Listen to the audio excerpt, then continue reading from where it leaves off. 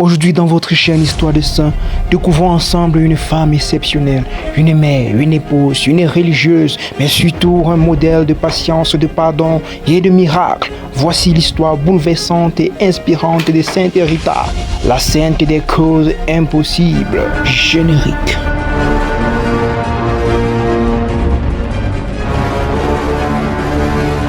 Sainte Rita de Cassia, l'une des saintes les plus aimées au monde, née en 1381 dans un petit village de Rocco Porena, en Italie. Ses parents, Antonio et Amata, âgés et pieux, avaient supplié Dieu de leur accorder un enfant. Sa naissance fut accueillie comme un véritable miracle. Dès sa petite enfance, un signe étrange accompagne la vie de Rita. Alors qu'elle dormait dans un berceau au milieu des champs, un essaim d'abeilles blanches se posa sur elle sans la piquer. Certains auraient même déposé le miel dans sa bouche. Les habitants y vinrent un signe prophétique.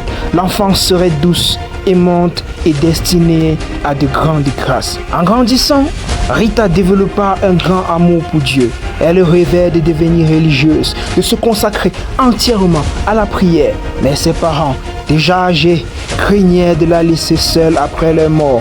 Il arrangeait alors son mariage avec Paolo Mensi, un jeune homme du village. Rita accepta ce mariage par obéissance et non par désir. Ce choix fut pour elle une grande épreuve. Paolo avait un caractère dur, parfois violent. Les querelles et les tensions de l'époque alimentaient souvent sa colère. Rita souffrit beaucoup, mais elle répondit toujours par la douceur et la patience. Peu à peu, son mari changea. Il devint plus attentionné, plus respectueux, plus aimant, touché par l'humilité de Rita, sa femme. Le couple eut 2 fils, mais un jour, un drame éclata. Paolo fut assassiné dans une vendetta locale. Les 2 garçons, emportés par la culture de vengeance, juraient de retrouver et tuer le responsable. Rita, déchirée à l'idée de voir ses enfants commettre un meurtre, pria Dieu pour qu'il les protège leur âme. Ses prières furent exaucées.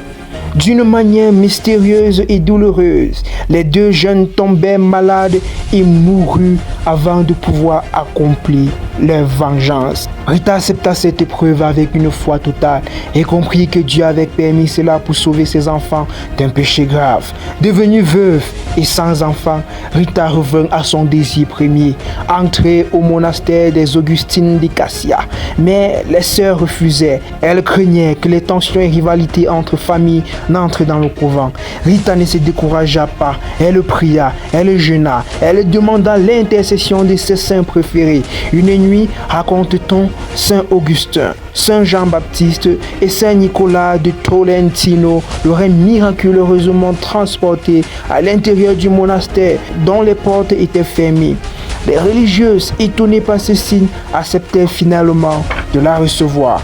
Au monastère, Rita mena une vie d'obéissance, de charité et de pénitence. Elle devint un modèle d'humilité. Sa prière était si profonde qu'elle semblait constamment unie au cœur de Jésus. Un jour, alors qu'elle méditait devant un crucifix, elle demanda à Dieu de partager une petite partie de la souffrance du Christ. Aussitôt, une des épines de la couronne s'enfonça miraculeusement dans son front. Cette blessure ne guérit jamais et devint pour elle un moyen d'offrir sa souffrance au salut des âmes.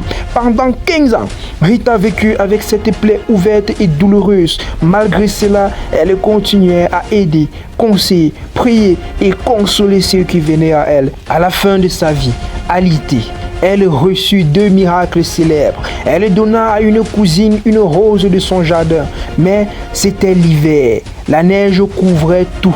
Pourtant, la cousine trouva une rose en pleine floraison.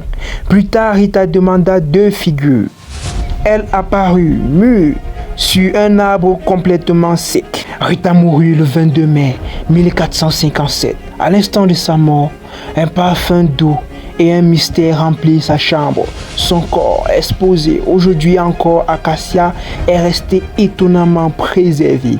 En 1900, elle fut canonisée et devint connue, la sainte des causes impossibles, celle que l'on invoque lorsque tout semble perdu.